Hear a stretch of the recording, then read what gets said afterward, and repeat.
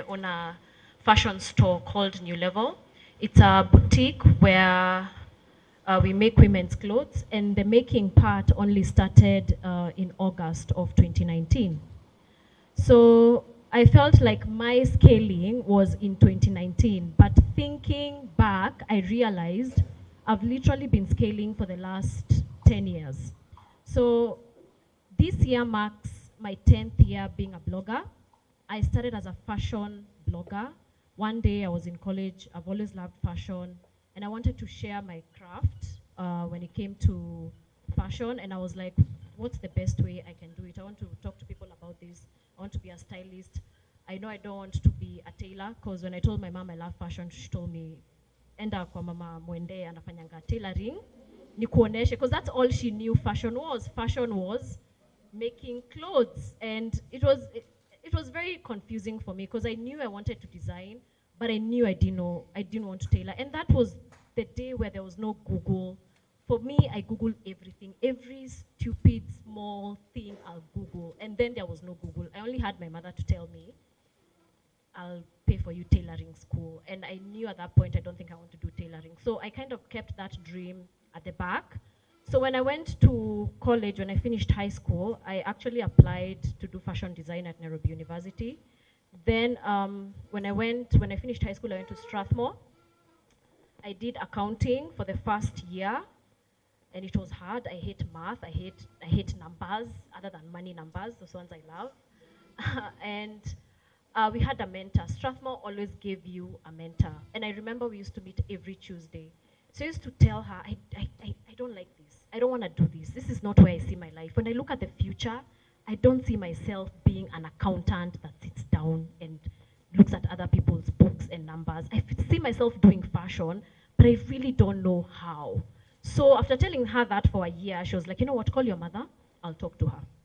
We called my mom, she came, they had a talk, and my mom said, fine, okay, I've seen this fashion thing, you've talked about it since you were young. Clearly, it's not going anywhere. So she told me to look for a fashion school, which I did. I went to Nairobi University, looked at their coursework, and I was like, my God, I feel like this is very dated. I don't want to do this. I went to Evelyn School of Design. I looked and I was like, I don't know if I'm confident to do this. I don't feel like I want to do tailoring. I'm not interested in using a needle and thread. I don't want to do that. So she advised me to do a business course. So I joined USIU, and I did International Business Administration in marketing. And at that time when I joined USIU, I came from Strathmore, where it was very strict what you wore. And I used to have dreadlocks, and I used to wear, what was it, smart casual. It was so bad. I'd go to the gate, and most times I'd be turned back, and I used to live in Thika. Imagine being told, go back home and change and come back. How do you go back home and come back? It was impossible. So when I went to SIU, I started expressing myself. The first thing I did was shave off my dreadlocks. I put a mohawk, and I had this big mohawk. It was black and white, sometimes red, blonde. I had shaved, you know. I started expressing myself, wearing what I wanted to wear. And people were like, oh my God, you're so stylish, you look so good. And I used to read blogs, and that's when I was like, oh my God, I think I can share this with everybody else. I can share this with the world. That's when I started my blog in 2010, April. So I decided to start a blog and share my looks. I didn't start sharing my looks because I didn't have a camera, so I realized, oh my God, so I need to invest in this. Starting the blog was also free. I went on Blogger, which was free. And I started sharing content, making online and sharing stuff. And I remember that time I came to Versatile to take some photos, because I was told that's where they take very nice pictures. And I've never seen such pictures. It was the first time like I was done for like real photography, and I was like, this is so cool. But I couldn't afford that. That was not the time we could collaborate with photographers. That was the time you pay for the service, get your pictures done, you keep it moving. So after blogging for a while, I realized that when it comes to fashion, there are many facets. So I realized you can be a fashion writer. I realized you can be a stylist. You can be a magazine writer, editor, and all that. You can be a designer. So I realized there was a whole world of fashion other than just making clothes. So when I was in college, I applied for a job at Buzz, Daily Nation, Sunday. And that job took me 7 months to get, because I saw the editor. Now that I was the cool person with a mohawk. I was in the club and I was told that's the editor of Buzz. And I was like, I'm going to pitch myself. I walked up to him, told him, please, I love fashion, as you can see, I look cool. Can I get a job? She was like, okay, here's my card. Come meet me on Monday. I'll introduce you now to my head editor, which I came, I showed her my work, showed her my blog. And she was like, okay, fine, let's do a shoot where we style, and then that will be like your interview sort of thing. We did that. I waited 7 months. They gave me the job. It was paying 10K, like really bad money. But the 10K used to cater to my 5K rent, which was really good. And of course, you had to leave her, supposed to look cute and out, or now another 5K. So I decided to start selling clothes. The fact that I had a platform, a blog that people now used to read. People keep saying that my blog was the first fashion blog, which it was. And at that time, people never used to sell clothes online at all. There used to be groups, yes, but nobody ever used to sell online. So I started selling clothes online. That was the time M-Pesa came as well. So I'd go to Gikomba with my friend, Anita, my best friend back then. We started our business with 1,000 shillings. I removed 1,000 shillings, she removed 1,000 shillings. I felt so much pain in my heart. And I remember saying, if it doesn't work out, I have lost 1,000 shillings and I'll make peace with that. So on a Monday morning at 6 a.m., we woke up, we went to Gikomba. I had been to Gikomba before, but never like for a business thing, business, huh? And that day we wore gumboots because we knew it's muddy. We went, started buying. I was very surprised. When you look at things from a business angle, before you're looking, you're like, oh, clothes are cheap, let me buy, let me look cute. When you look at a business angle and someone is selling to you a top for 30 bob, even 10 bob, and our clothes were under 1,000. And we called it Market Day Fridays. We'd only release clothes on Fridays. The only time you could buy those clothes was Fridays, and would ship them out or deliver them on Saturday. So Saturday morning between 9 a.m. and 1 o'clock, I used to go to a restaurant at Lifestyle. We'd sit there. We've already done the packaging. You've already paid for your thing. You come and say, my name is Mary Wanjiro. I remove for you. I give you a Caro. Thank you very much. In those jewelers, you're a very cute dude, though, by the way. It was really just obvious, Anna, let me tell you. But that was the first step into entering into the fashion business for me. And the first week, that first day we sold, we spent 2K plus transport, by the way, and we made 14,000. So, don't clap yet. Don't clap yet. Because after we did the deliveries, we went and ate all that money. We were so excited. We were broke college people, and we only kept 2 Gs to go again the next week. It was such a bad cycle. I'm telling you, we did that for another couple of weeks before we were like, come on, we need to expand. Let's at least put 4K. You know what I mean? I don't know why we always felt the pain to add more, considering we'll just go on 7, you take your 7, then you remove the one, and we are back to this. It was a cycle. We never saved, we never scaled, nothing. Money used to come on Fridays, Saturday, Sunday, we eat it, and the cycle starts again. It was very bad. So we did that for almost 2 years. Then that's when I graduated. I have nothing to show for that business, by the way. I have nothing other than bad pictures that I took back then. I have nothing to show for it. So at that point, there's something that I ended up now learning. I learned that there are certain clothes we would buy. Even though I bought it for 10 bob and sold it for 900 bob, I realized some things could be so popular and you find 30 people want it. And I was like, what is this? If 30 people want one item, what can I do in order to sell to the 30? Because I started looking at it like, fine, one person bought and they bought it pretty quickly. And then, as soon as you put it up, someone bought it. But then I felt like I lost 29 people. I lost 29 times 900. That's what I started feeling.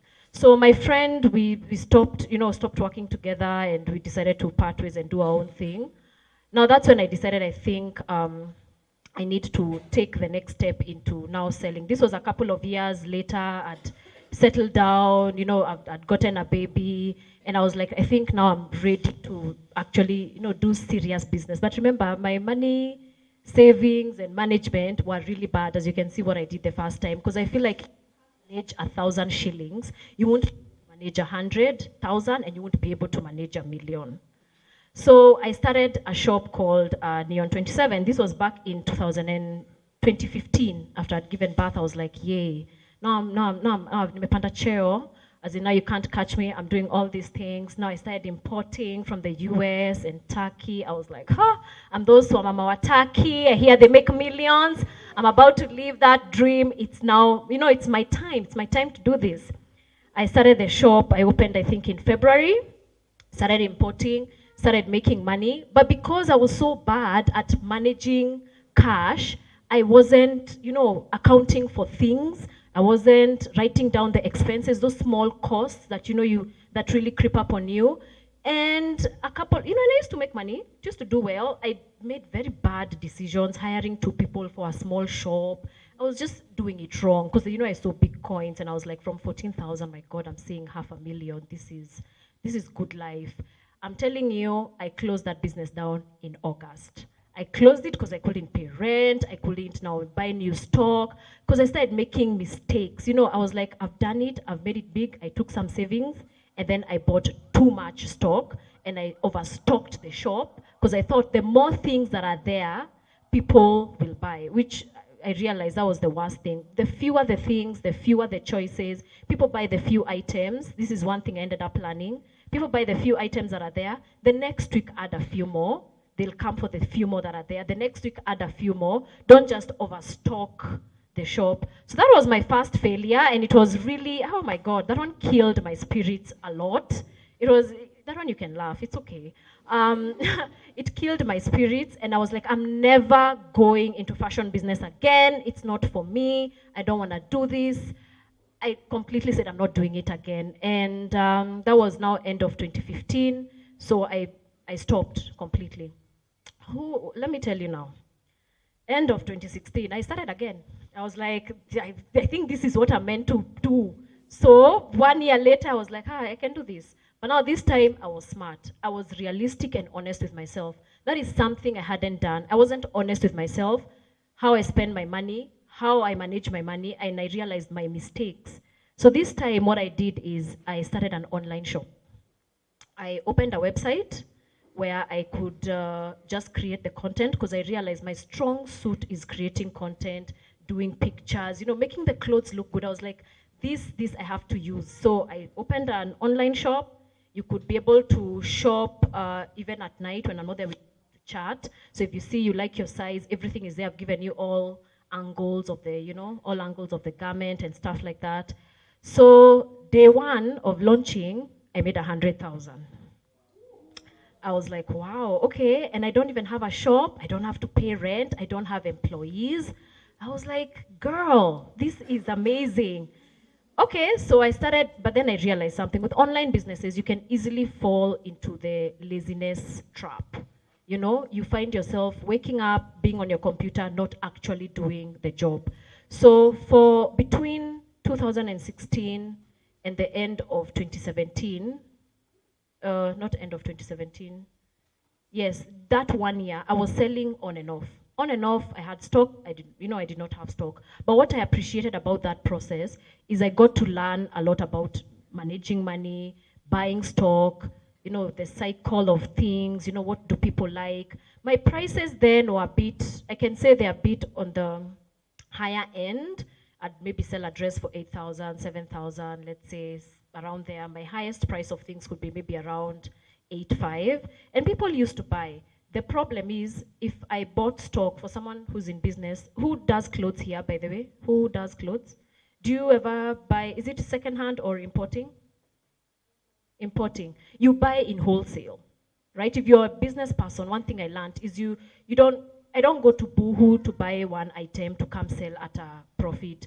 I find wholesalers, I find factories that are selling, and then I'm able to buy wholesale. So I'm able to buy small, medium, large, extra large, numbers of this, numbers of that, numbers of that, numbers of that. And that curbs the problem I was telling you. If you find one item when it comes to secondhand clothes and 30 people love it, now in this scenario, you're able to import maybe, let's say, 15 pieces of one item. So it means you're able to make money 15 times out of that one item, right?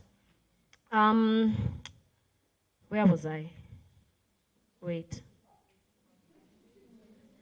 Where was I? The online thing. So I did it on and off for a year, and I enjoyed it. But the problem is now I started having the problems of, hatuwezi kuja kujijaribu, we can't come try, I want to see, I want to touch, I want to do that. And at that point, I wasn't even allowing for returns. I was like, I'm not allowing for returns. Once you give me my money, please, let me keep it. You figure out what you're gonna do with the clothes. And they were, what you see is what you get. But sometimes problems, like you can be like, oh, I feel like I need to exchange the sizing and stuff like that. So after running the business for now almost, I ran it for 2017 and part of 2018. So the money I made throughout there, I saved it. And I was able to now start a physical shop in 2018, July. That's when I started now my physical shop. My shop now is called New Level. We left Neon 27 and its failures. I was like, I'm not going to use that name. I feel like it's just, I don't want to use that name anymore. And when I started my shop in 2018, where Neon 27 was, just to give you a background, I used to be at Krishna Center. Who knows Krishna Center? I was on 5th floor. Who goes to start a fashion shop on 5th floor? That's where offices are. I'm telling you, nobody used to pass mezzanine. Nobody passes mezzanine. So this time, since I still wanted to do a physical shop, but this time I need to be honest with myself, I can't afford Yaya, Junction, Sarit, so I went to Masabit Plaza, but this time I was where the other stores are. I was on lower ground where all the other shops are, and I was like, okay, this is good, because I always felt like, which was very bad advice, and I don't know where I got it, being on 5th floor, I was like, I'm alone here, no competition next to me, so hakuna watu watana kununua nguo za watu wengine, watanunua tu zangu, but guess what, nobody is coming to where I am. The people who are in ground floor are helping each other with clients. That is something I didn't realize. So I learned that. When I closed that business, Neon 27, that period of time I wasn't doing anything, that 1 year, the first few months I was depressed. I was sad, I was sulking, I want people to feel sorry for me, I was feeling sorry for myself, It was just a very bad, I was just on the ground. And I usually say I wish I never had that moment, because now the next months I started looking at what did I learn from that failure. If I actually did that earlier, I would have started maybe Shop New Level earlier. I started looking at, okay, so what did I do wrong? Okay, fine, so I closed. So what was the problem? And I went writing all the wrong things I did, from hiring 2 people, from maybe paying them a little bit too much, from overstocking the shop, from, just doing too much too soon, pricing strategies, pricing strategies, by the way, I learned last year. I've been doing this for 10 years, but that I learned last year after doing my Centonomy class. So when I started now Shop New Level at Masabit Plaza, I was like, I've learned my lessons. Now this is gonna be smooth sailing. I'm ready to make the coins. Jesus, it's my time. This is it. Hey, it wasn't. First month, I was like, what's going on with the sales? Do you know what I realized? The economy has changed. And it took me a couple of months to accept it. I was like, apana, by the way, what would I drive magari kubwa kubwa? They should come buy from me. As in, what are they wearing? These were coins. They should come to me. And that was the first rude shock I got. For the first couple of months, things were great. When you launch, let me tell you something. For me who's online, when you launch something, the first day, I thought that is the day you make the most money. It's the day you've made the most noise. It's the day people are telling you congratulations. I'm telling you, that day I launched that shop, I think I had 600 comments. My God, I got one sale, 2,000 shillings, 600 comments. Launch day, I always say, is not the day you make money. Launch day is the day people tell you congratulations, but they are not coming to give you their money. Now watandika, sis, take our coins, sis, and I'm like, sis, sis, where are you? At the end of the day, you didn't come, So that day, I think I made 2,500. I was selling trousers. Someone bought them for their girlfriend at the end of the day. And it was a friend of mine, by the way. They'd come to visit. So it wasn't from a customer. And that's the day I realized, my God, entrepreneurship, see your day one. It's making those small steps every day. making, posting daily, talking to your customers daily. It's everyday small steps. See, one day, grand gesture, everybody has talked about me now, Kujeni. That's not it. So launch day, I use it to promote myself. If I make 0 bob, I'm fine with it, but I use it as a PR thing. People know I have this shop, and then now I continuously, market myself. So 2018 passed, and it was good. We finished the year. Then came 2019, last year. Last year has its own set of problems. So, now I import things, and importing, there was a lot of problems with importing. They were switching up the taxes, they were a little bit more stringent, they were closing companies. And that time, I remember my goods delayed for almost 2 months. So first of all, I don't have stock. And then when they delayed for a month, I was like, okay, fine, I have some extra money. Let me buy new stock in order for it to come before this other one arrives. Even that one, it also delayed. So I'm here with no stock, no cash, and I'm just tunaangalia na tu hivi na sales lady. Hadi, you don't even want to go to the shop because you're just thinking, what am I doing here? Sometimes as a business person, there are times I know like the 3rd week, I learned from entrepreneurship, the 3rd week, I learned about the sales cycle, and I learned my 3rd week is usually my worst week. So I've had to come up with strategies for my 3rd week. So last year, after that incident of things delaying, it's when it pushed me. It pushed me to do something different. I've always felt the need, like I said, tailoring, designing. I always felt like I wasn't a designer because I never went to school. But then after doing the entrepreneurship class, I realized I'm a business person. I know how I can make money with fashion. So what I did is, I had a shop. It was really nice, very spacious. Haina manguo, but ikona space, ikona racks, ikona hangers.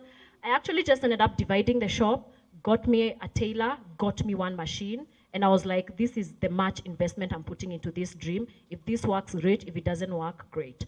In that month of things delaying and starting to make, I went from selling, I can say I used to import maybe around 12 to 30 pieces of a certain item, I went from doing that to being able to make 50 pieces and sell 50 pieces within 2 weeks. I could sell 12 within a month, but now I was able to sell 50, maybe to 100 within 2 weeks. And all this I can say happened because I also learned about pricing strategies. Before, I just used to see something and be like, oh, the photo looks nice, it's cute, slap on this price, that's where it's gonna go because I think it's worth it. Worst thing, I didn't do markups, margins, expenses that I've spent on that particular item in order to give a fair price for the item to go. So now I started doing that with making. I started now taking my cost of goods, writing that down, and I realized this is my price. My margins were better than before when it came to importing, but my price was half the price lower than what I used to sell. So that actually helped me also gain a new wave of customers. And that trick of 2999, I use that all the time, and I've realized just saying that 1 bob or that 5 bob, just reducing it, I'm like, fine, it's okay, but I notice it gains me 100 new customers, which has helped my business scale and change in the last year. So for me, this year, I feel like out of doing this for all these years, I feel like the last year has been the year I've come to discover what my purpose is with my business and where I'm actually heading.